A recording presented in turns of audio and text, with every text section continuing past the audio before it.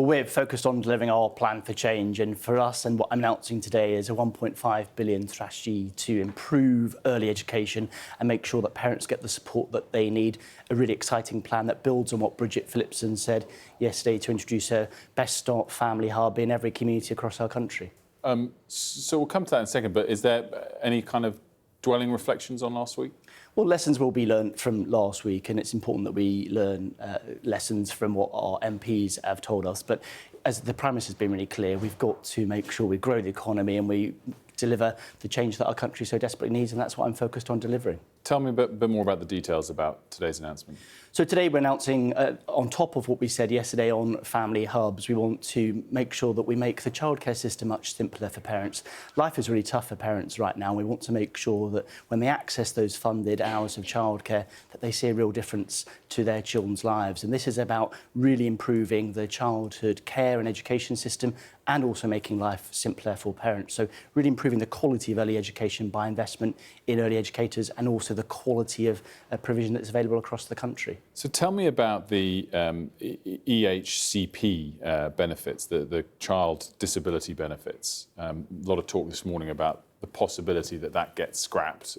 Can you rule that out in light of the sort of gist of what you're saying in a different area? Well, we inherited a SEND system which was broken. The previous government described it as lose, lose, lose. And I want to make sure that children get the right support where they need it across the country. And that's why we've invested 1 billion in SEND and additional money for capital in school buildings. I think that's making a real difference. But we are publishing a white paper in the autumn, and it's really important that we make sure that every child, whatever their background, they can achieve and thrive. And we're working really hard to get those reforms right. So are you ruling out removing that benefit? I'm not going to get into the mechanics today, but we're absolutely But it's not the wanting mechanics to of the details. It's a pretty clear question. I mean, there's a benefit that exists for child disabled and children who need special educational needs. Will that remain? Well, the system's broken, and if you talk to parents, so if you talk to teachers, I'm not going to get into specifics today, but it's absolutely right that we work really hard to reform the system to make sure it works for every child. We want to make sure there's good quality, inclusive mainstream education available for all children. That's what our focus is on delivering. I totally get that a U-turn came last week. It's going to cost about 5 billion, so there needs to be savings elsewhere. But is, I guess, disability payments, PIP payments, going to be favoured over child educational, special educational disability needs? I mean, we're talking to the sector. We've got experts working with us on this reform. What I've seen is that early intervention on SEND, on support for children with additional needs, makes a huge difference. That's our focus in these reform plans. One alternative, of course, is from cutting spending in these areas is to put up taxes. Is that a better solution, all things considered? I mean, issues around tax are obviously a matter for the Chancellor of the Exchequer. She will set out more details on tax policy later this year. We're growing the economy. That's our relentless focus. We want to make sure we're investing in public services and delivering the change that people voted for last July. Some have talked about the possibility of a wealth tax. Is that worth considering at least? I mean, that is an issue, again, for the Chancellor, but obviously these issues need to be looked at in the round.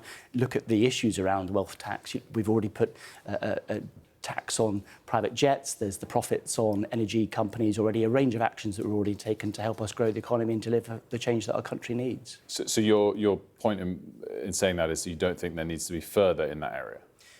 No. I mean, I think we've already taken action on that. I mean, I hold dear the Labour values of making sure those that have the broadest shoulders pay more tax. I think that's absolutely right. But our focus is on growing the economy, and the Chancellor will set out more details in the autumn.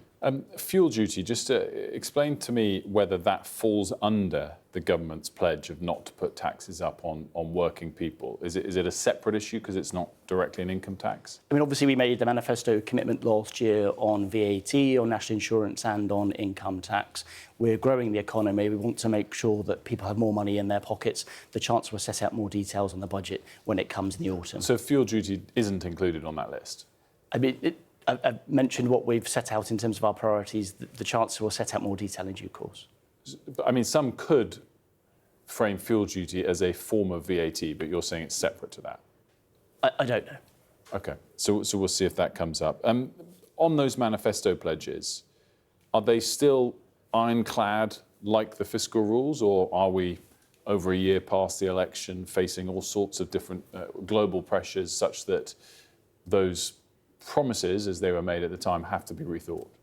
We've been really clear we want to go further and faster on delivering our plan for change. That's why today we're announcing our 1.5 billion strategy to improve early childhood care and education and make our education system simpler for parents to access. That's my focus, to deliver that change and ensure that every child gets the best start in life. And then just update me on the thinking on the two-child benefit cap. Obviously, it's something that was never an explicit policy to remove it. Anyway, it's something as a wish, I think, the Prime Minister has said in an ideal circumstance he would look to remove it.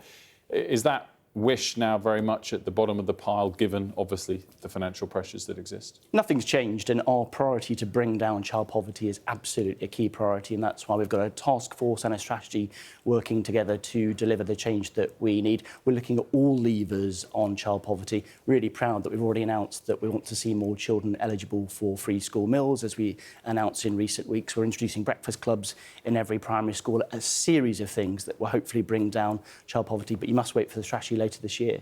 Stephen Morgan, thanks so much for joining us. Good to see you. Much appreciated.